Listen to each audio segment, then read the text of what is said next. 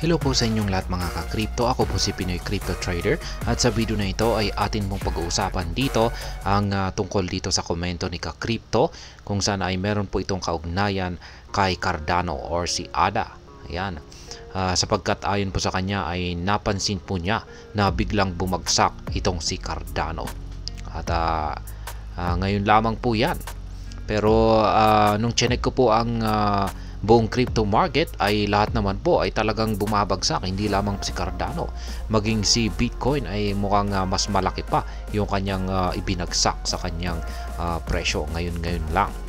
Kaya yan, pero dito sa bidong ito ang ating pagtutuunan po ng or ating pag-uusapan lamang po rito ay itong si Cardano.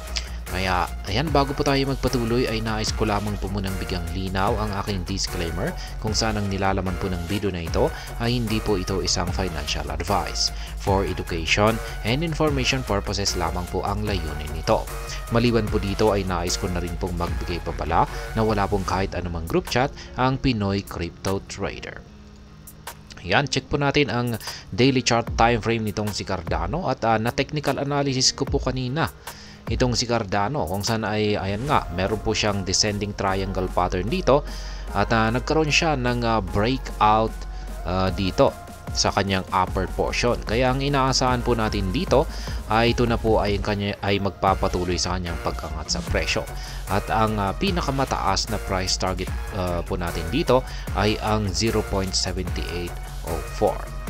Pero ngayon ay mapapansin po natin na pagkatapos po ng kanyang breakout, ayan, dito sa upper portion ng ating descending triangle pattern na ito ay biglang may isang nabubuong malaking bearish candlestick, yan, na kulay red.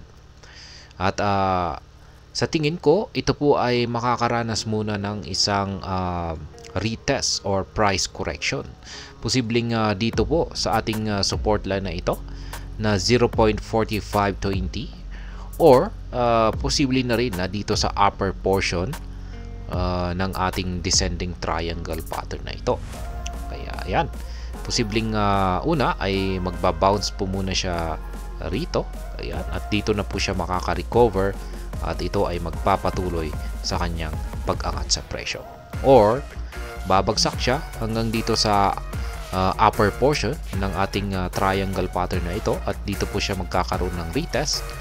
Ayan, hanggang sa ito po ay maka-recover, dito na po siya magpapatuloy sa kanyang pag-angat sa presyo.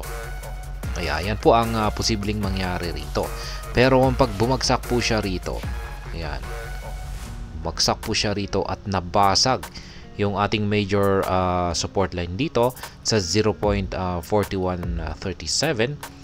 ay mai-invalidate na po yung ating bullish breakout dito sa ating descending triangle pattern. May invalidate na po yan. Kaya ayan, pero nakikita ko po rito ay talagang retest lamang po talaga ito.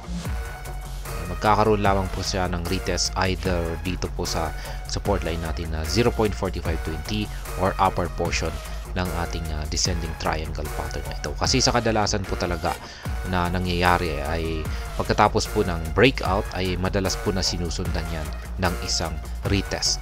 At pagkatapos ng retest ay dyan na po talaga siya makakaranas ng matinding pag-angat sa presyo.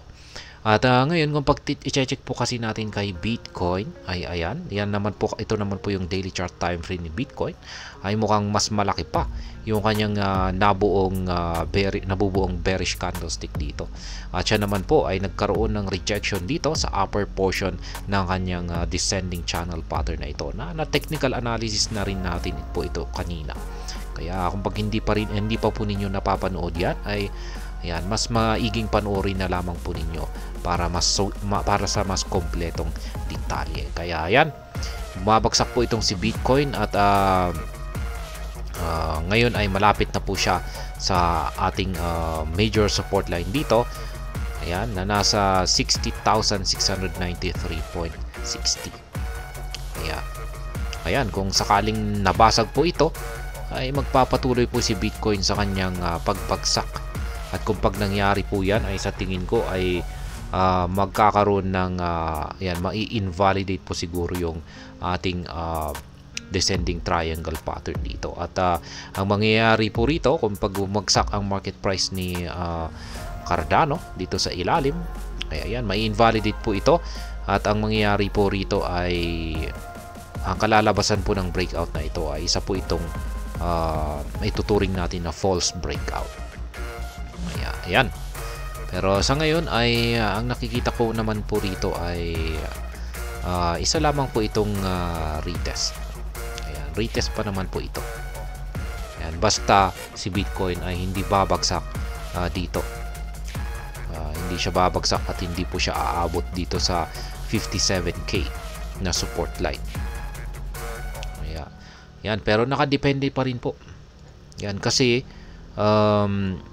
yung nandito naman po sa ibaba or ang lower portion ng ating descending triangle pattern dito kay Cardano ay isa po itong major support line.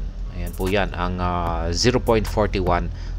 Hindi po ito basta-basta nababasag. Kaya yan, tuloy pa rin po yung aking price projection dito kay Cardano kung saan ay nananatiling valid pa rin po yan.